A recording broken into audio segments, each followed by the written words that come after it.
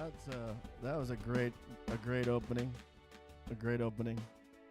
Yeah, I'm not sure what all that sound was. That was a great opening. Yeah, A great opening.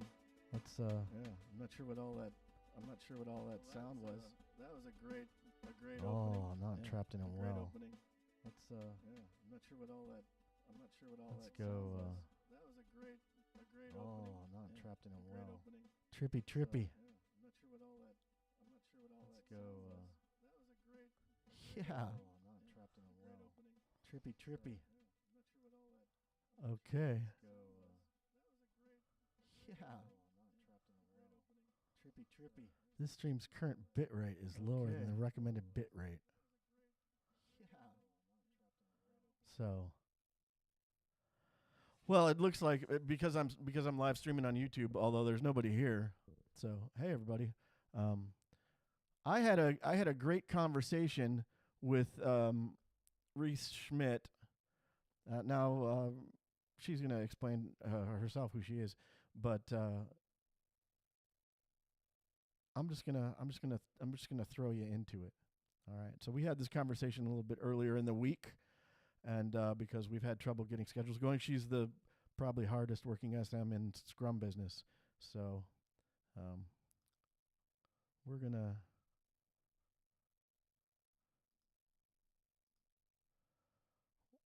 get it going.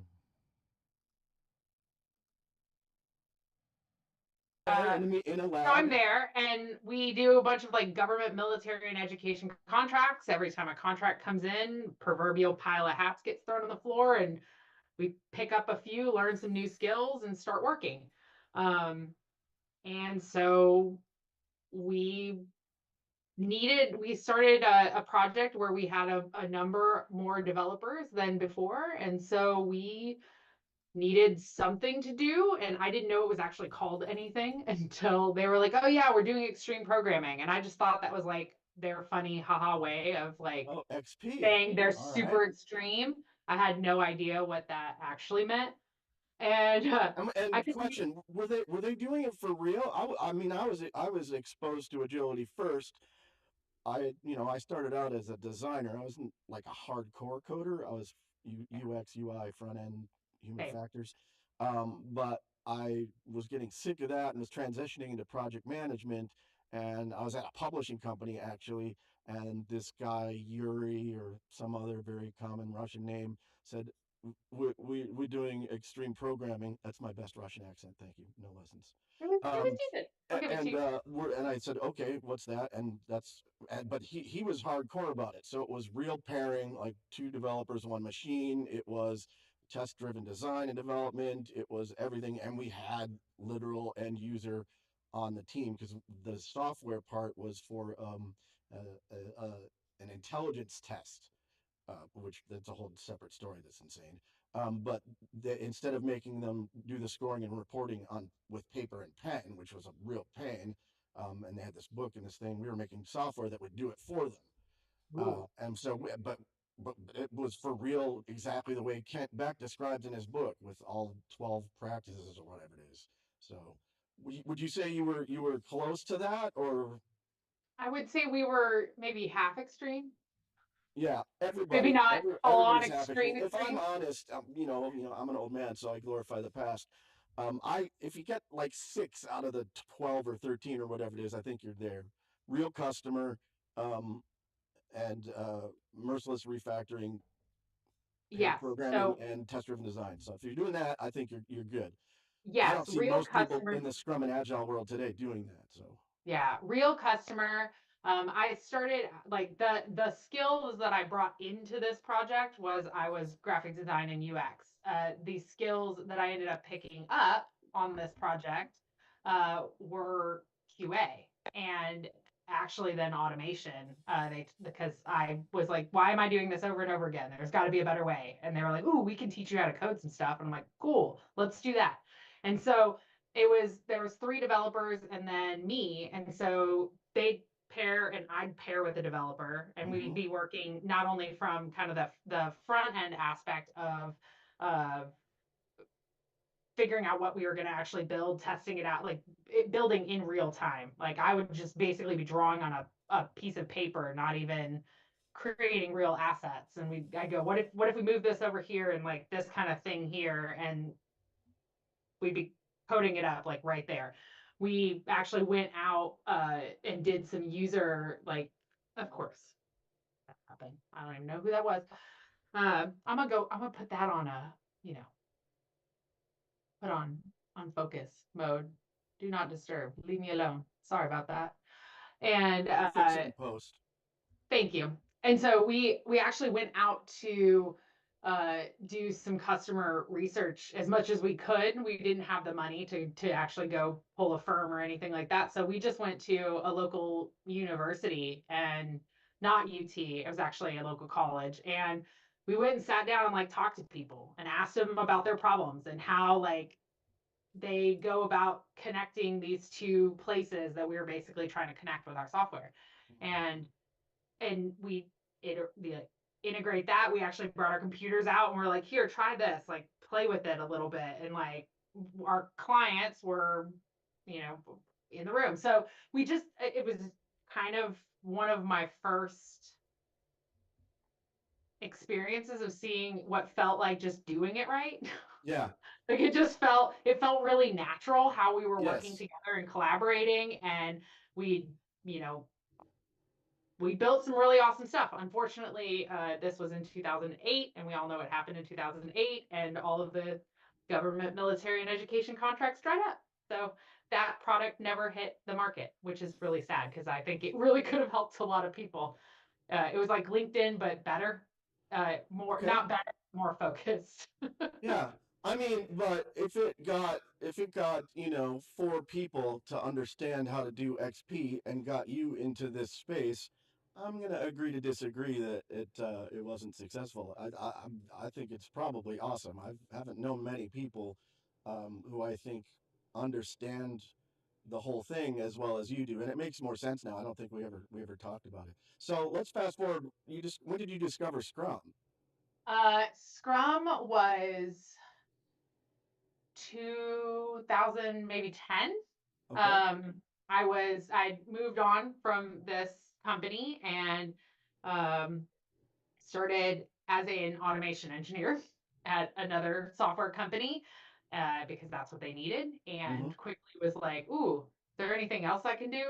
Because I don't know how to do just one job because the ADHD is strong in this one. For And so real. we had It's a a gift. red. I know it's total gift. Like this was good for the company that I brought this brain to the table. But we had a red team and a blue team, and I was kind of floating between them. And they had decided they'd had this agile book club, and so they were like, we want to do Scrum, and they were like, Reese, can you be a Scrum master? And I was like, I don't know what that means. So I like looked it up on Wikipedia, and I was like, sure, I can do that. And like the movie voice comes in, Right. she in fact do that. Yeah. Uh, so 6 months later, She could, after in fact, do Scrum that. no longer was a dirty word, Why was it a dirty word? because we had like kind of royally, like we didn't know anything about it. We just kind of like tried to implement it based off of like some website things, and All we right. know why we were Did doing you it. read Ken's book? No, I hadn't even read a book. I read a Wikipedia article. It was Well, like, sure, I can be a Scrum good, Master. good, because that What fun is that? um And it, my dogs are going crazy because UPS is standing at the door knocking and calling me over and over again. oops. Enough times that it like cut through the like do not disturb. Yeah, that's why I said oops.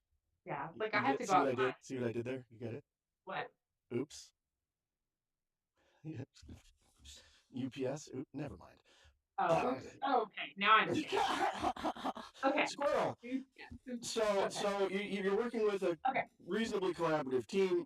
Yeah. They're not I mean, really doing XP. They're using Jira. They're doing they're something. using And Jira. what?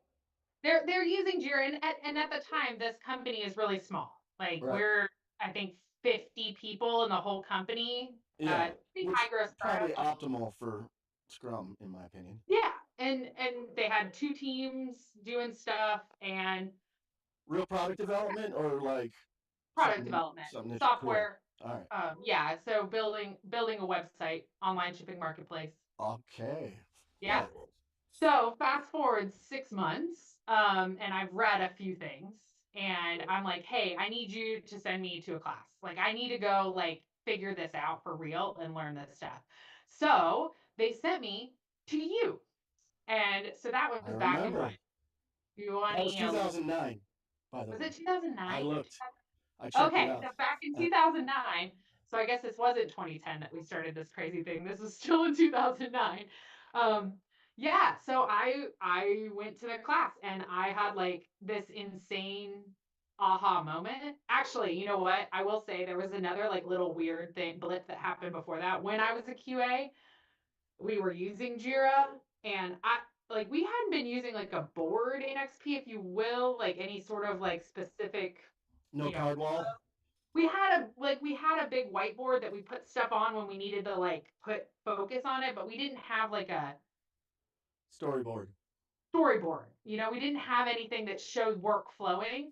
But I was on this QA team with these two humans, and we're working on this like translation project, and I was like, we're stepping on each other's toes and just doing weird things. I was like, hey, I think I have an idea of how we can solve this. And I like went home, grabbed a whiteboard, stopped by Office Depot, got Post-its and Sharpies, created like columns. I was like, here's what we're doing. Can we just like write our names on stuff and like create some sort of visibility into like the work that we're doing? Because this is insane. Like Reese, are you telling me that you invented the card wall? I did not invent the Kanban board, but it somehow is like so embedded in my DNA that The I like Kanban board. brought one out before I knew what one was, kind of thing. Like Why do you, it's just so here's a sidebar, and maybe it'll get edited out. But why do you call it a Kanban board if you're doing Scrum? because my brain says anything that says work flowing through it's a Kanban board. Just is. I don't know. Okay. It's better than what I used to call it, What do you used to call it? a Kanban board. Kanban. What's wrong with that? I don't know. I got yelled at. Anglicize everything. I mean, if you I got yelled at for it. here's the other thing. If you're going to use a different language, you should make both of the words the different language, right? So either call it Kanban or board, because that's what Kanban means. Ugh, we'll drive Anyway, by Table Mesa and we'll talk about chai tea and all of the don't start me on chai tea. I was just at a new cafe that just went in down the street from my house, and Katrina went.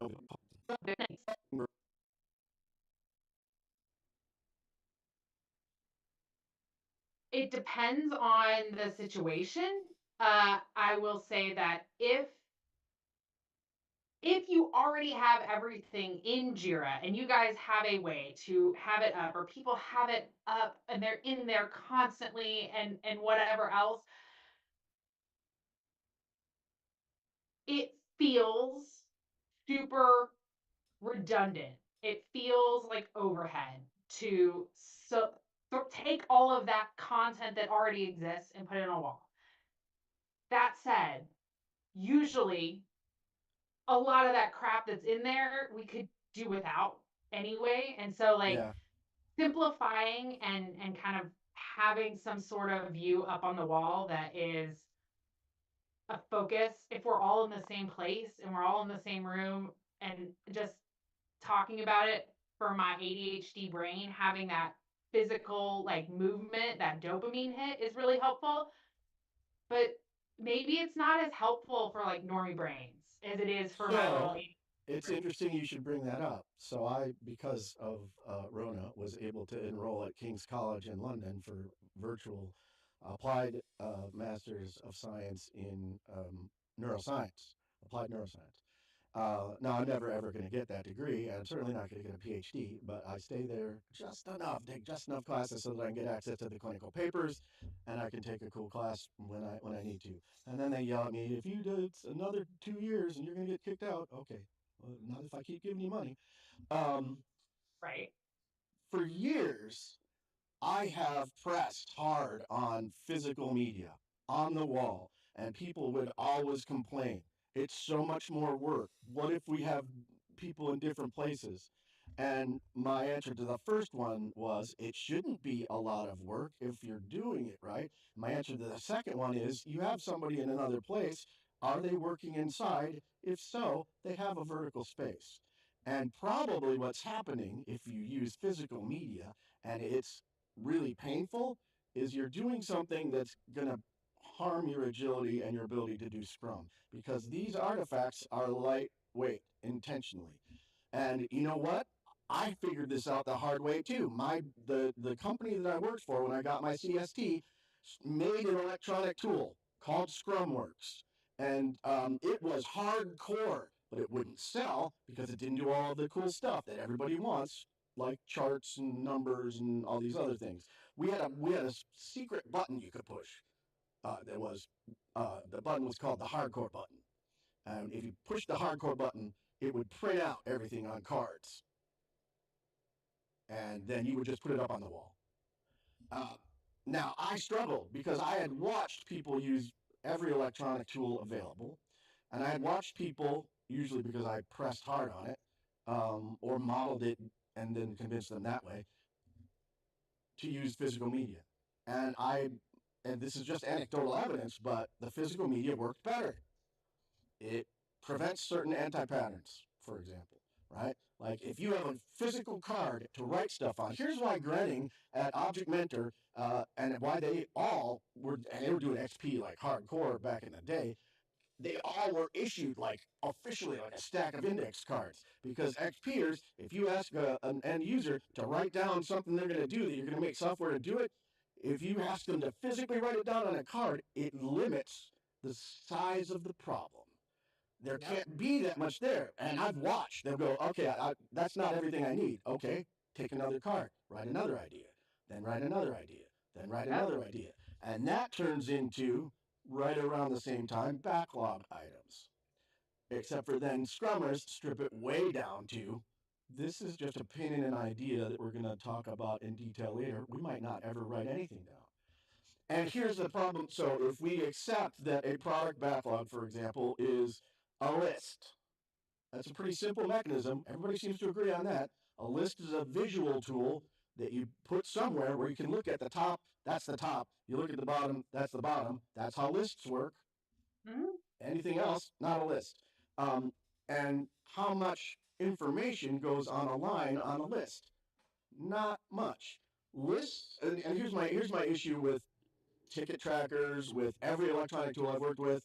So you have a description field, and problem number one, if I could just type it in on a computer, I could just type it in as much as I want, paragraphs and paragraphs of information.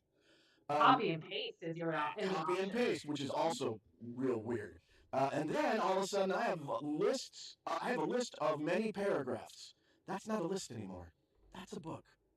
And if we accept Ken's idea that Scrum is about empiricism, finding our way, because we know we're going to make the wrong thing, let's make the wrong thing 2 weeks at a time, then we wouldn't, if we could write a book and make the right thing, we wouldn't do Scrum. Just my opinion. But back to the thing about physical media.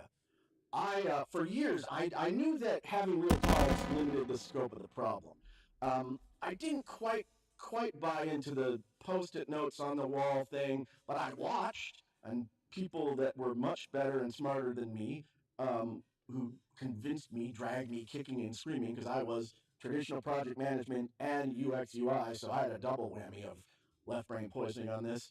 Um, I watched and like it works. Why does it work better? I desperately want to know why it works better. We don't know; it just does.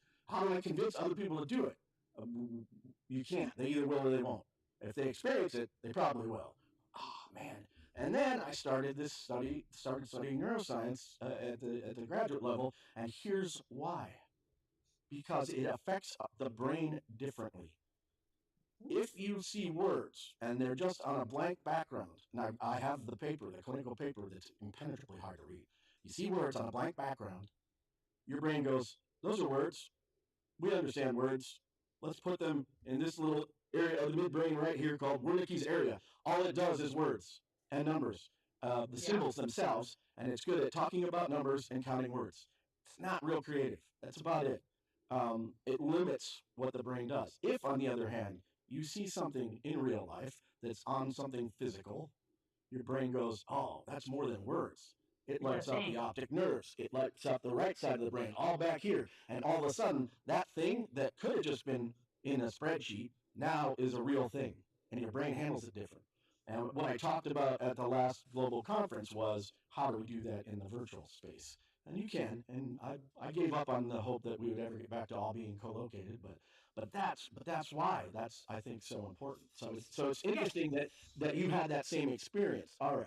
So And I have had that same experience, and I've actually taken like if we were coming together to try to understand a problem, doing backlog refinement, whatever the brainstorming, whatever was on the screen, if we were in person, I would take out of the screen. I would take out of Jira and I would print it out and put it in physical form because I wanted us to like. I mean, you put a bunch of people in a room in comfy chairs that lean back, and you put a 70-inch TV on, and we all do this. I'm here to watch, yeah, not here to participate. yeah, And I arm everyone with post-it notes and Sharpies and say, like, as we're having a conversation, when you have a thought, write it down. We'll just throw them in the pile in a pile in the middle of the table, and we'll like that'll be our like way of capturing like how we're building this thing and giving them the physical tools. And so like going into the virtual space trying to like replicate that has been incredibly hard. It's been successful in some areas, but I think one of the things that you said really hit me though is like how do we convince them? How do we get people into this place? And I think it goes back to the why. Why are we doing this thing that we're doing? Why does this thing exist? yeah, Why are we having this discussion? And why like uh, one of the things about why on a post-it note is that it constrains our thing. And like we could do that in Jira, but I fight against admins all the time of like creating required fields or creating like certain mechanisms in there to like force behavior. I'm like, well, why don't like people don't understand why we need this information or right, why it's relevant in this particular case, but you're making it required and it's only relevant in 10% of the cases. And so like how do we create the same environment for that thought or that um, outcome that helps do the thing we're trying to do. We're trying to discover along the way. We're trying to limit the amount of upfront thought because we don't need it right now. It's a waste of thought. It's a waste of energy right now because we don't need it for 3 weeks or 3 months, right? Let's not take all this stuff. So how do we help instill that information rather than going, well, we have to do it on post-its because that'll force you to do it. Does that make sense? yes. I don't know. And My and brain. that raises another. Are you reading my mind, Reese? Because that Sorry. raises why would you be sorry?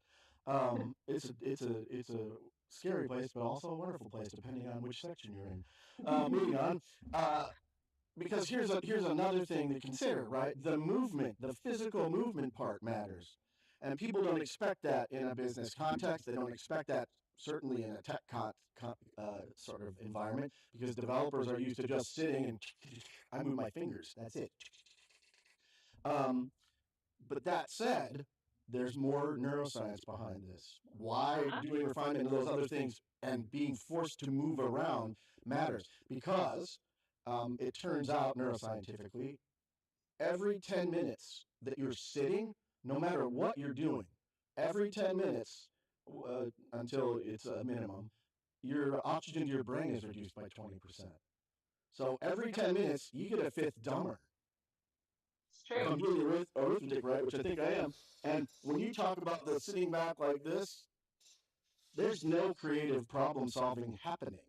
And then the other thing is, do we understand what these artifacts are for? I know what they were for originally in Scrum. Scrum didn't have much, right? When Ken's white paper came out in 95, they already had their requirements handed to them. And they were just using sort of a management wrapper, an agile management wrapper around what was effectively waterfall development, Yeah. which in 95, revolutionary, right? And that was sort of why I thought the title of this episode should be "It Ain't Your Father's Agility," because what we originally understood, and I think you and I have probably I came in I was CST about a year when you came to my workshop. I'd been a CST like a year. Now I had been doing Scrum for quite a bit longer than that. I had started in XP in 2001 or something. I read Don Wells' XP website when it almost first came out because one of my project managers was like, "Oh, check this out. This looks like this thing that you're doing." I'm like, "Oh my gosh, it is. I thought that you already made it up." Because it's craziness. But It, go but it ahead. makes but it makes sense. Well, Yes. there's the other neuro I don't know what the principle is, and of course I have not like actually gone in and gotten access to the papers, but we also remember things in places like because we have like our senses will help add things to our brain. If we're sitting in the same place, especially now that we're all in our same desks, I've had this background behind me and I've been staring at this foreground for 4 solid years now. It's hard for me to parse back through memories of discussions and know which piece belonged in which box. Mm-hmm. But I can look back even now and remember at a client site 7 years ago, a conversation that happened against this whiteboard in this conference room that we had because I was there and then we moved over to this side of the room and I remember that's how the conversation evolved there. And so our brain um, filters out sames and really like grasps onto differences. And so those different areas can help like solidify memories and help those conversations that we want to keep as conversations and not necessarily like have to document every single word that we're saying. They anchor them in our brains in a way that we can reach back to them a whole lot easier than if we're just sitting in front of a computer all day. Unfortunately, the reality is we are. So And my that clients are still all fully remote. And so that's what I do. right. That said, I think augmented reality and virtual reality might be helpful. I have an Oculus. I've been experimenting with what does that do when I'm standing up and I've got, I'm in some other space. Like I have a, 750 square foot studio that I work in and broadcast from and all of that. But if I put on, I can go stand in the large area for VR, and I can have my entire screen with multiple screens because I can have as many as I want there. But standing up, moving around, my backlog's here. It looks it looks physical. It looks legit physical, and especially if I can see through it to the real world, that makes a thing too. So all of that. But the question is why. Um, Many of us who came in early on, recognized that this was different, and we didn't know why it was different. And now there's perfectly understood history, and well, not perfectly, but there's history, and there's we know more. Why do we still do what we did before all of this came to pass? Because I go in coaching, I do workshops, and people are still doing the waterfall, and they're bolting Scrum language on it. And I hardly ever see XP. The only time I ever hear the words crystal clear is when Alistair's talking, which is unfortunate because it's A lot. legit genius, Yeah. but it's hard for non-geniuses. But why has nobody gotten the message? I mean, there's people that have been doing what you and I do longer than we've been doing it. We're going on 25 years, and yet still solving the same problem. How do we get people to get up and moving? How do we get people to visualize instead of just hiding something away in a ticket tracker? And they always have the same arguments. It's more work, and what's the point? So why is this message hard to understand? I I'm starting to wonder, and this is then I go and talk about how my brain works. And actually, I am working on developing talk, and I'm doing some fun research right now. I'm starting to wonder if it makes sense to people with certain types of brains, Yes. uh, and that potentially our founding fathers, if you will, because yeah, it was all dudes, might very well have certain types of brains too that went, hey, there are better ways. The patterns in my head can connect these things a little bit better, and I think there's this other way. And for me, I'm like, well, of course you would shorten feedback loops. Of course I can't plan anything 6 months out. Like, who can do that? Like, there's no way. I would just putter around for 3 months and then start working. Like, of course, like my brain says these things, all of these practices that come along with a lot of the frameworks, a lot of the ways of um, working in an agile environment just makes sense to my brain because it is full of the ADHD. But I actually run into people who are like, oh God, no, like Post-its, gross. Like, why would you put something up on a wall like that? That just doesn't even look good. And I'm like, but that's how my brain works. What do you mean? And they're like, oh, well, why can't you just make a list in a computer? And I'm like, oh yeah, just make a list. Sure. Like, I haven't been told that my whole life. Just make a list. It'll be great. And I wonder if we're not just fighting against a world where waterfall seems to be instantiated into the way that people work, and because no one's ever seen it work well, ever. No one's ever been like, oh yeah, that project was amazing. We came in on time, on budget, on scope, whatever. No one's ever seen it ever. I've literally never talked to anyone who's ever seen it. I'm happy to tell you that that's not true, and that I have. That's right. You're a real like good PMP once upon a time. I absolutely was. I got a PMP, and the joke I always tell is, why would you get a PMP? So when people say, what do, I can say I'm a pimp, because you can't spell pimp without PMP. And then I didn't think that I thought, well, I buy this, yeah, it's good.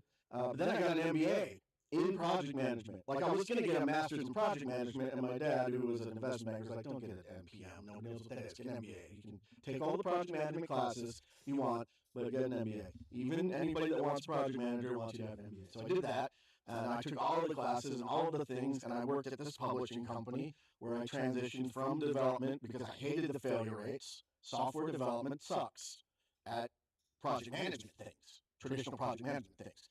3 out of 4 failure rate. I mean, sometimes higher.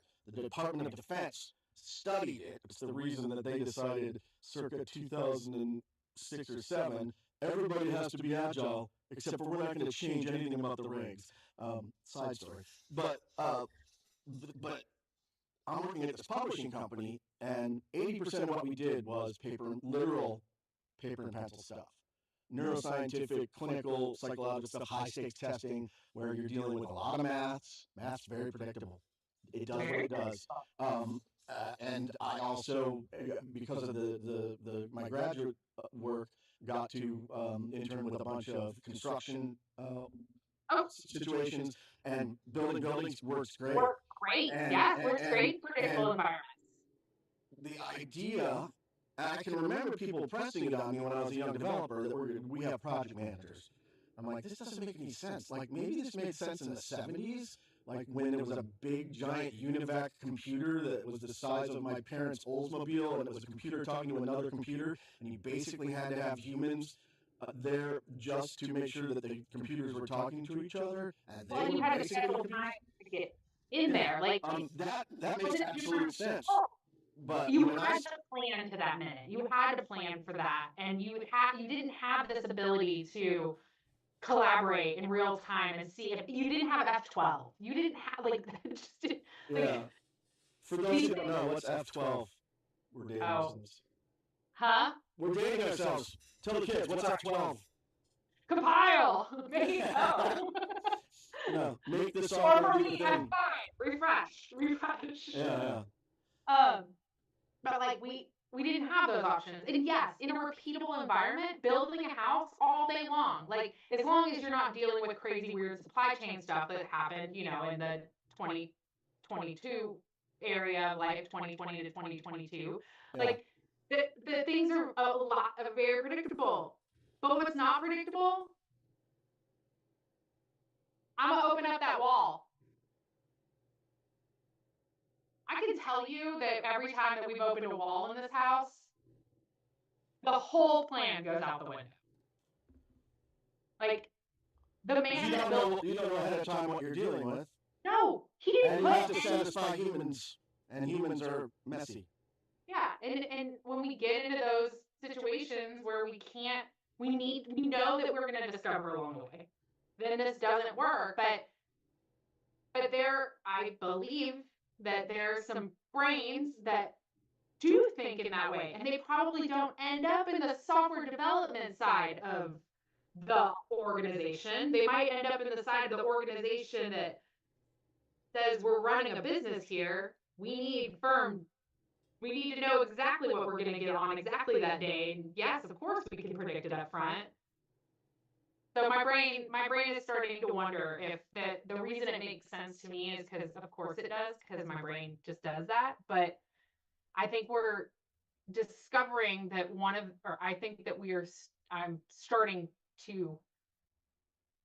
I've been trying for years to figure out why the hell I'm doing the same things over and over again. I mean, that talk that you came and saw of mine, the dismantling the deja vu, like I'm literally like, I started my CST journey because I wanted to see if there was something wrong in the materials. I started consulting because I wanted to go out to a bunch of different companies and see like what the heck happened. And I see the same things over and over and over again. And I'm going, well, there's clearly something going on, because it's been like most of these frameworks have been out for 25 odd years. Yep. The Agile Manifesto, when these gentlemen, and there were probably ladies, they just apparently, according to the original story I heard about there were three different get-togethers. It's just a single individual who is moggy like me, middle-aged white guy, got the URL, and so it was that group of people, all dudes. But there were plenty of women and even a handful of people of color involved in those conversations and signing that thing. But thank you for that makes me feel a whole lot better about standing, supporting. Because the last time I heard one of those signers talk about it, they said there were women, we just didn't let them in the room, and so I walked out of that. That picture that's at agilemanifesto.org, I'm sure that's true. That is not true everywhere. And I have definitely had conversations with people who, like me, don't much like that website for that particular reason.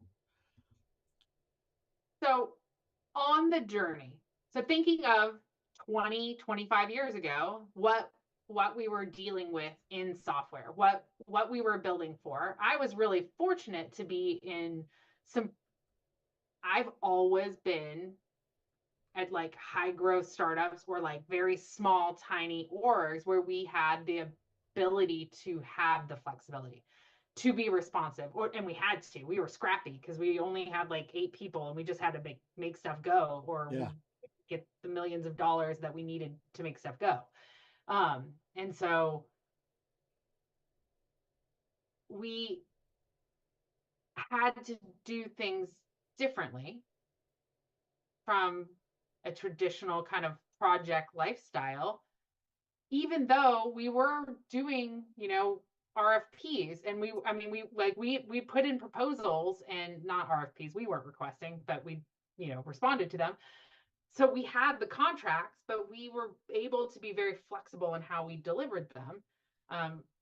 But because we were funded by the university and we were actually this like really cool lab, that we had some really high powered machines. And so we could do stuff a little faster than in 20 years ago, than maybe was happening in a lot of the companies we're going into now that are maybe 10 or 15 years behind that trend. But now what we're saying is like table stakes in how you talk to customers, how you collaborate with each other, how you shorten feedback loops, how you divulge information, how you talk about where you are along the timeline of this thing that you're building is so different than then. Yeah. they were experiencing. But I think people have gotten fatigued at this point with the like kind of almost it being called something. Like, hey, we're going to transform you to Scrum, or we're going to, you know, start doing Kanban, or we're going to like, let's use a design thinking approach, or let's, if we need to scale, let's talk less. Like, I Less would the scaling color, framework. yeah, Yeah, yeah, they they call it that because it's marginally less evil than safe. it's fair. Um, I want to go back to something that you said a little bit ago, um, that I have been thinking as well, because of my own brain being with it, and I'm um, have a constellation of neurodiversity things. I'm ADHD combined type, with level 1 autism spectrum traits. Not enough for like a full diagnosis. I would have been called Asperger's back in the day. And one of the things, one of the reasons I went into studying neuroscience is because of that and Sharon Bowman and John Medina and changing how we do workshops. Um, One of the things that's true of people in this, and it's going to be turned into a cluster in the DSM-6, which instead of being just these neat little buckets, there's this sort of whole bunch of quadrants, and you fit somewhere in here based on how much you are a certain way, because humans are variable, right? And the whole issue of the word neurodiversity, who was it? Jane Mills? I'll have to look it up. Coined that term to refer to ADHD and spectrum people, to say these are not disorders or diseases. This is natural variation in how the human brain is architected and works. And they are gifts unless they're being fought against because of other people's gifts getting in the way or them wanting to be things a certain way. That was her whole thing. She's a little annoyed now that suddenly she thinks it's overused. But that said, the particular constellation that I have, and certainly anybody on the spectrum, anybody who's ADHD has this, is the experience of time is different. There is time blindness, which is why you can hyper focus on something and, oh my gosh, a whole day went by and I haven't slept, if you're taking the extreme. But there's also the passage of time, our experience of it is different. There is basically now and not now. And that's it. There isn't a whole long past is like a movie I watched, and future is pretend. There's now and there's not now. And I think the thing that overlaps so well and why neurodiverse people are so comfortable in a Scrum environment is it's exactly the same. Scrum has now and not now. If it's on the product backlog, it's not now. We aren't going to spend a whole lot of time thinking about it. We're not going to spend a whole lot of time talking about it. We're not going to spend a whole lot of time. We're just going to let the product owner order a list of needs so that later on, when that's in the now, we can have the detailed, deep conversations. And then the sprint backlog is now, period. Every time you look at it. And that's it. And I think that's why it appealed to me so much and worked so well for me. And I wonder if you're right, because I often find that neurodiverse people, because we often struggle with things like social cues and other things, we often don't make great management types. I'm not saying that there's no neurodiversity in management, but I'm not saying it. So then that creates this divide, right? Because you have once you get to the C-suite, it goes back, right? The C-suite, my experience has been, yeah, those guys are NDAF. But right in the middle is a lot of neurotypical people who think a certain way, and this is no disparagement of the way anybody's brain works or thinks, but it creates a different experience of the world. yeah. So I've been wondering that myself, and then the question is, well, how do we get them to understand? But with respect to what this conversation was originally going to be about, Well, I was trying to get there. I was trying to meander us there using our brains. what do you what's your opinion of the Scrum Guide? Scrumguides.org. Uh, I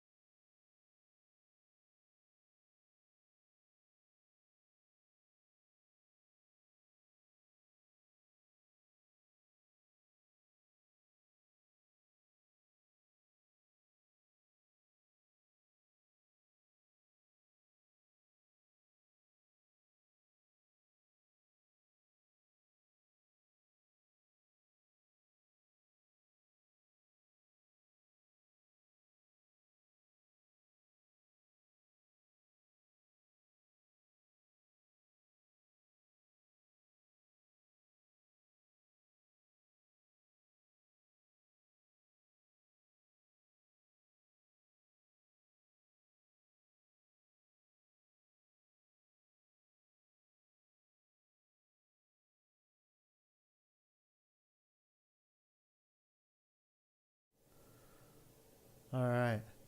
We're gonna call it good for today. There's another whole 40 minutes of content with Reese where we dive a little bit deeper into the neurodiversity angle on things. And so, as I always do, I wrote this song 5 minutes ago. I hope you enjoy it.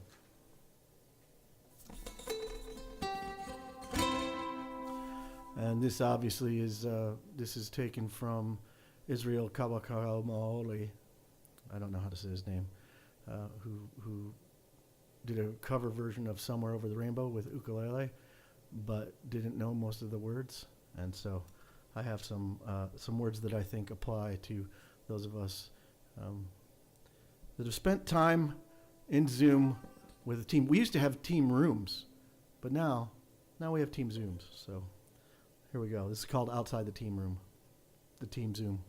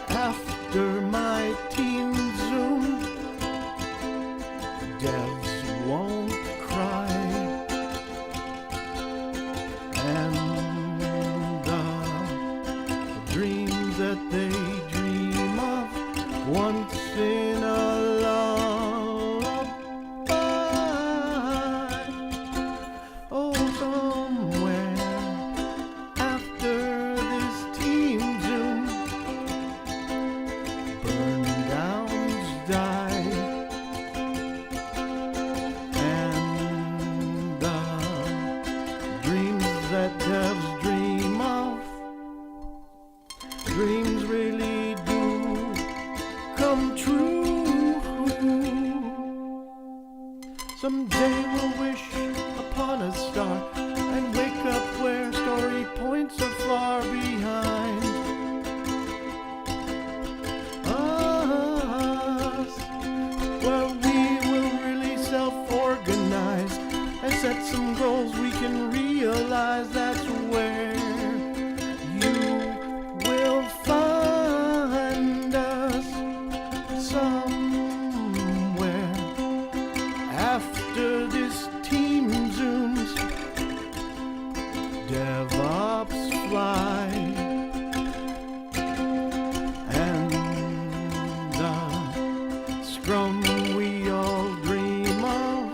Why can't we just try? Oh, why? Someday we'll wish upon a star. Wake up, we're planning poker days are far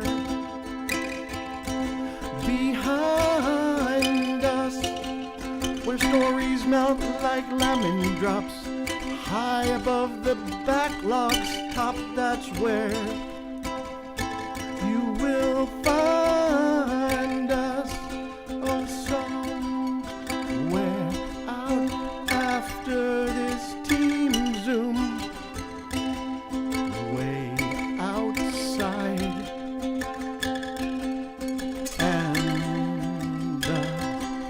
Scrum that we dream of. Why, oh, why can't we just try? Thanks for coming, everybody. Peace. Make sure you come back next week. All 0 of you. Yeah. How do you think that went, Mr. Bill? Yeah, I agree. It's very disappointing.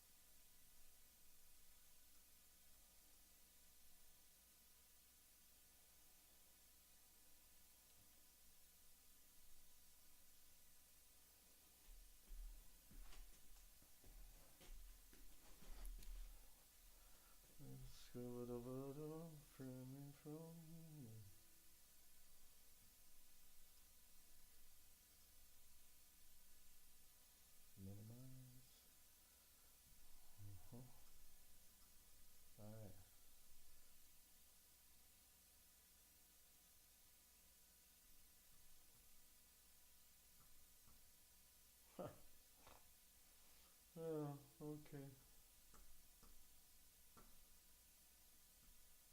How do I stop this? I don't know. End stream.